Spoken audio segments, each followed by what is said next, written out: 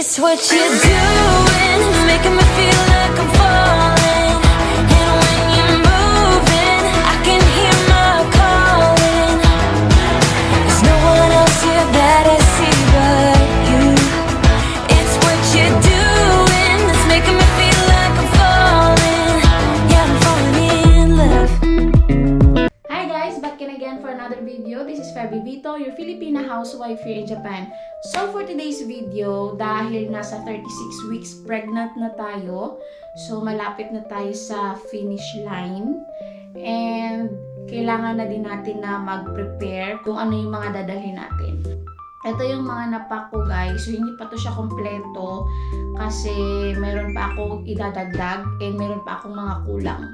So yung clinic kung saan ako manganganak is nagbigay na sila ng list kung ano yung mga dadalhin. So yung iba naman dito, konti lang to guys, konti lang kasi most of them is provided na ng clinic. So meron akong para wala akong makalimutan. Meron akong mga list. Though wala silang binigay na papel, nasa nasa app, nandun lahat yung mga list. So nilagay ko lang siya, sinulat ko lang siya dito para wala akong makalimutan. Medyo hassle kasi pag tingin ako ng tingin sa phone. So nilista ko na lang. So first is, let's go. Let's open the suitcase.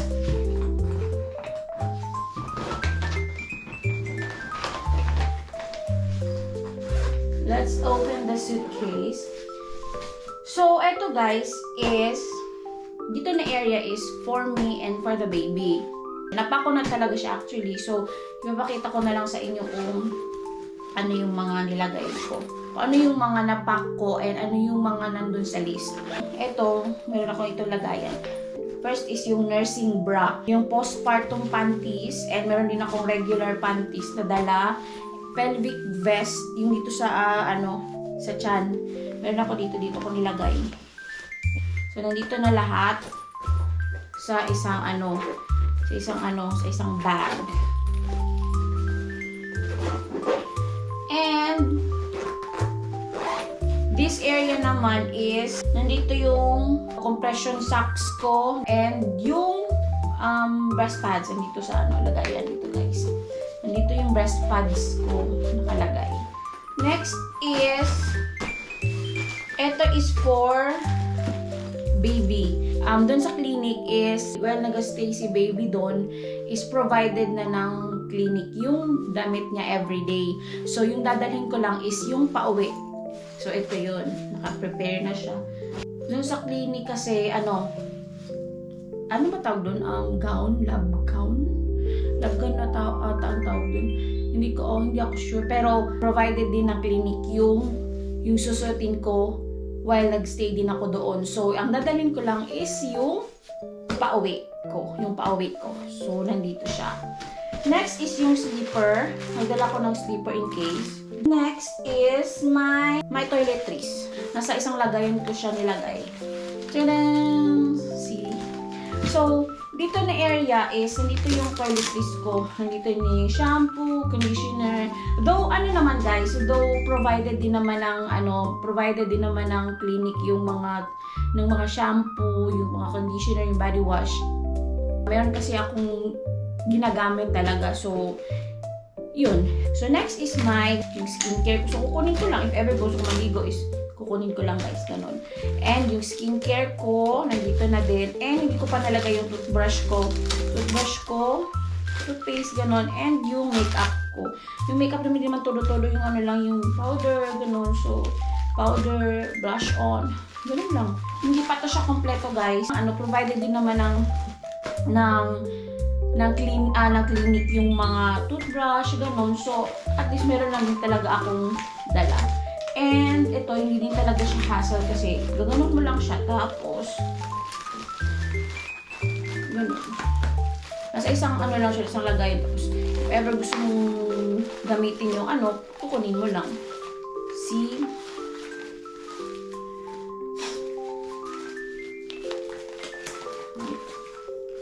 And then, nagdala din ako ng wet tissue and tissue kasi though provided din naman ng clinic yon. Nagdala lang din ako ng extra in case lang naman. Tapos, yung breast pump ko, hindi ko pa siya na-prepare pero dadalhin ko siya kasi nung time kasi nung kay Theon, nag-produce na din talaga ako agad ng gatas nung time na yun. So, yun naman ang sabi na if ever na na-experience mo na yung nakapag-breastfeed ka na sa first baby, magdadala ka din ng sarili mo. Yung towel is, magdala din ako, hindi ko pa nalagay dito, pero magdala ako ng extra kasi doon din sa clinic is provided din ng clinic yon. So, mostly naman talaga is provided naman ng clinic, so walang problema. So, if ever naman na may kailangan ako is nandiyan naman si dad, so pwede akong magsabi sa kanya if may kulang. And this one, ito yung nasa bag ko is, andito yung mga documents. Hindi ko pa to siya nakompleto pero malapit na. Parang inano ko siya, in-organize ko siya for ito yung report of birth sa City Hall, sa newborn visa, ganun. So lahat ng requirements nandito na. So sa birth registration naman, sa report of birth sa Nagoya and sa passport, ganun. So hindi ko pa nalagay yung iba. So kailangan yung mga requirements i-attach ko na dito para hindi na siya mahirap. So yun, and water, straw cup.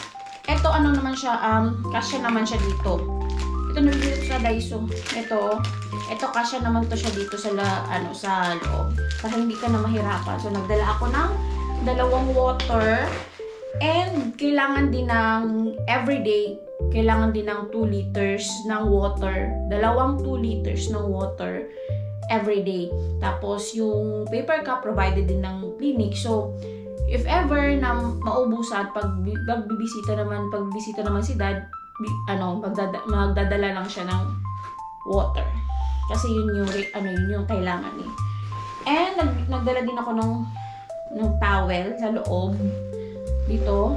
And yung nipple cream ko pala. Ito yung mga nipple cream. Ang wala pa lang dito guys is mask. Kasi kailangan ng mask.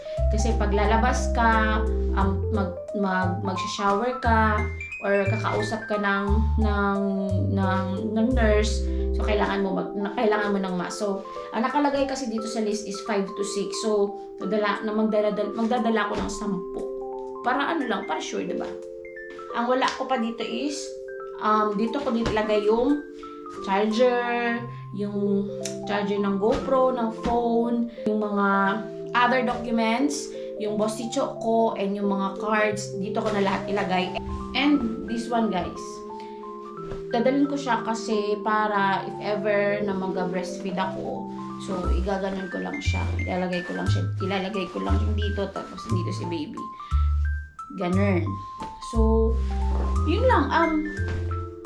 Konti lang talaga yung hindi na din ako nag-overpack. So, ito yan. Ipapack ko na lang siya ng maayos. Next week is my 37 weeks. So, naka-schedule na ako for CS kasi guys eh. So, naka-schedule na ako. Meron ng date. And, last check-up ko na next week. Last check-up ko na next week. So, kailangan ko na siyang i-prepare. So, yun lang guys. Yun lang yung nasa hospital bag ko. And after nito is ipapababa ko na ito kay dad. And para malagay ko na sa baba. Para ready na. So, thank you for watching. And please do like, share, subscribe. And hit the notification bell para updated kayo sa bago kong video. Bye everyone. Keep safe. It's what you're doing, making me feel like I'm falling.